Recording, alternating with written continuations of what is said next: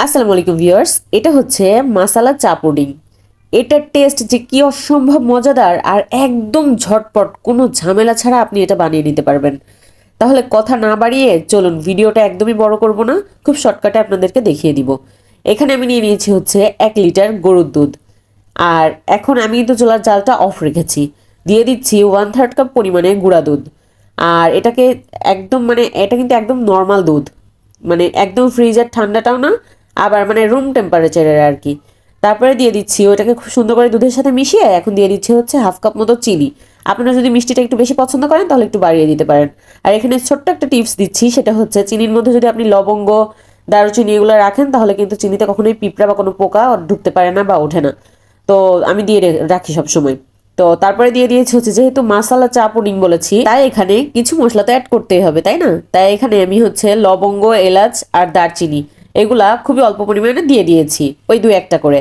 তারপরে আমি একটা পাত্রে চা গুলিয়ে, হালকা একটু গরম পানিতে চা গুলিয়ে দিয়ে দিয়েছি। আমি এখানে টোটাল 8 চা চামচ হচ্ছে চা দিয়েছিলাম, ফ্লেভারটা একটু স্ট্রং করার জন্য। আপনারা চাইলে কিন্তু টি ব্যাগও দিতে পারেন, সেক্ষেত্রে আপনাদের পছন্দ মতো মানে টিটা অ্যাড করে নেবেন। আর এখন এখানে অ্যাড করে দিচ্ছি হচ্ছে agar agar powder. Agar agar পাউডারটা আমি এখানে 2 টেবিল চামচ নিয়েছি। সরাসরি দেওয়া যাবে না, আগে পানিতে, ঠান্ডা পানিতে গুলিয়ে নিয়ে তারপরে এইভাবে দিব আর অনবরত নাড়তে থাকবো, তাহলে এর মধ্যে কোনো রকমের দলা পাকিয়ে যাবে না। আর এটা দেওয়ার পরে কিন্তু আর খুব বেশি সময় জাল করার কোনো প্রয়োজন নেই।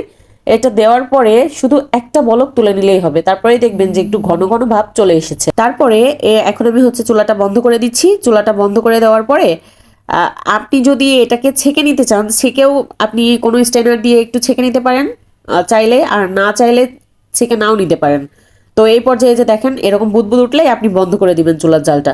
তো আমি এই পর্যায়ে চুলার জালটা অফ করে দিয়েছি। আর যদি ছেঁকে নিতে চান এই পর্যায়ে কিন্তু আপনি হচ্ছে ইয়াটা তুলে নেবেন, আগার আগার পাউডার দেওয়ার আগেই ওই যে লবঙ্গ, এলাচ দিয়ে মশলাগুলো আমি দিয়েছি ওইগুলো উঠিয়ে নেবেন। আর যদি চান যে কোনো লাম্পস ছাড়া আমি পুডিংটা বানাতে চাই, তাহলে কিন্তু আমার মতো করে এভাবে সেঁকে নিতে হবে। তো আমি এখন দেখেন সুন্দর করে এই যে যেটাতে আমি সেট করতে চাচ্ছি, একটা পাত্র আমি নিয়ে নিয়েছি। তো আমি সুন্দর করে ডেকোরেশন করব আর সাইজটা ঠিক রাখার জন্য এরকম একটা পাত্রই আমি সিলেক্ট করেছি। আর এখন এই যে আমি সুন্দর করে সেঁকে নিচ্ছি। তো আপনারা চাইলে না ছেঁকেও কিন্তু করতে পারেন, সেটা তো খুব বেশি প্রবলেম হবে না। তো এইভাবে করলে কি একদম পারফেক্ট হবে। আর এখন আমি সেকে নেওয়ার পরে সুন্দর করে একটু ডেকোরেশন করে নিব। যেহেতু আমি ভিডিও করছি এই জন্য একটু ডেকোরেশন করে নিব, আপনারা চাইলে কিন্তু ডেকোরেশন ছাড়াও এটা খেতে পারেন, কোনো সমস্যা নেই।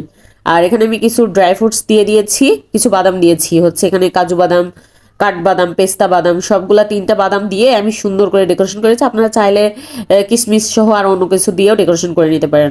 আমি এভাবে রেখে দিয়েছিলাম যতক্ষণ না ঠান্ডা হয়। ঠান্ডা হয়ে গেলে আমি মোল্ড আউট করে নিয়েছি। আর তারপরে এই যে দেখেন কত সুন্দর হয়েছে।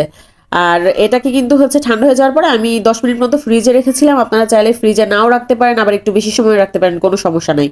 তো তারপরে কেটে নিচ্ছি, জাস্ট কাটাটা দেখেন কত সুন্দর পারফেক্ট হয়েছে। আমি নাইফটা ধরার আগেই কেটে যাচ্ছে। তো আমার ভিডিওটা ভালো লাগলে লাইক, কমেন্ট, শেয়ার করবেন। আল্লাহ হাফেজ।